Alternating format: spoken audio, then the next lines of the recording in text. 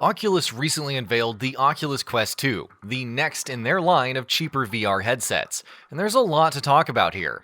With improved technology and better hardware, Quest 2 looks set to become a viable, cheaper entry point into the VR space for many. And ahead of its launch less than a month from now, in this feature, we're going to talk about all that you need to know about it. PC compatible. Last year, Oculus launched Oculus Link in beta, allowing users to play games previously restricted to the Oculus Rift with just a USB connection. When the Quest 2 launches next month, Oculus Link will be exiting its beta period and launching in full, and Oculus have some improvements planned for it. For starters, they plan to add support for the Quest 2's improved resolution and frame rate. Additionally, Oculus Link will also allow users to see their Rift and Quest apps together and access native Quest features when that feature rolls out sometime next year. New display. The Oculus Quest 2 is a significant improvement over its predecessor in many ways, with the display in particular being quite different. Instead of dual OLED panels like the first Quest, the Quest 2 will use a single LCD panel that will render nearly 4K resolutions. To be more precise, it will provide 1832 by 1920 pixels per eye, with each pixel mapping to 3 subpixels instead of 2. That's roughly 50% more than what the first Quest could manage. Leap in processing power. The biggest jump that Quest 2 has made in terms of technology is easily its processor. While the first Quest used Qualcomm's Snapdragon 835, the Quest 2 boasts an impressive leap of 3 generations with its Snapdragon XR2 chip, which is a variation of the Snapdragon 865 made specifically for VR headsets. RAM and storage. The Quest 2 makes improvements over its predecessor when it comes to memory as well, though these are relatively less significant than, say, its impressive processor. It has a larger RAM of 6GB as compared to the 4GB of the original Quest. In terms of storage, it comes in two models of 64GB and 256GB, as opposed to the 64 and 128 for its predecessor. 90Hz support.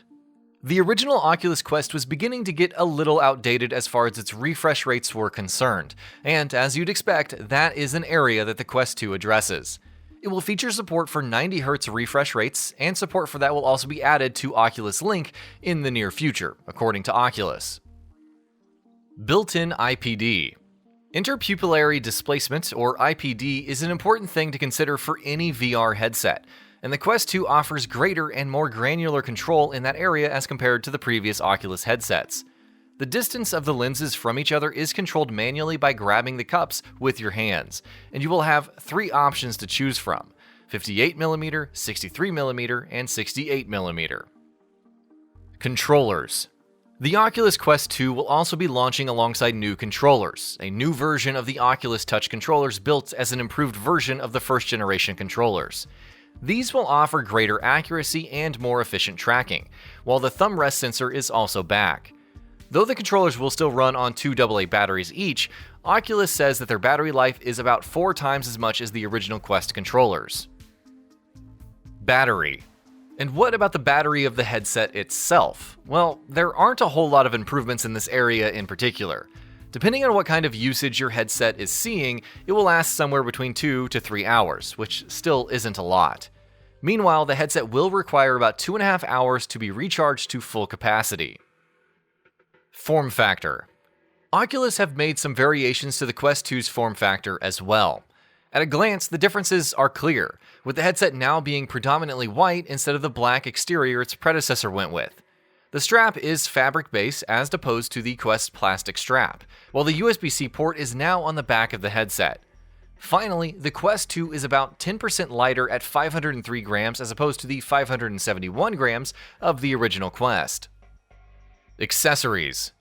Oculus have also announced quite a few accessories for their upcoming headset.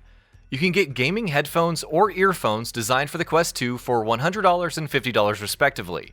The Quest 2 Elite strap adds additional battery time and better ergonomics for $150. The Quest 2 Fit Pack includes 2 light blockers and a pair of interchangeable facial interfaces for $40. Then, of course, there's the Oculus Link cable, which will cost $80. Price. So what about the actual headset though? Well, Oculus have announced some very compelling prices for the Quest 2, which is surprisingly enough launching at cheaper prices than the first Quest did. The 64GB model will cost $299, while the 256GB model will cost $399. Add $80 to that for the cost of a link cable, and you have a solid PC VR headset that'll cost you less than $400 or $500 depending on which model you get, which is an excellent price no matter how you look at it. Launch. So when exactly can you get your hands on the Quest 2? Well, it's not going to be much of a wait. Oculus have announced that the Quest 2 will launch less than a month from now, on October 13th. Support for the first Quest will end following that, though the Quest 2 will, of course, be backwards compatible, while the original Quest will still continue to receive updates for some time to come. Assassin's Creed and Splinter Cell.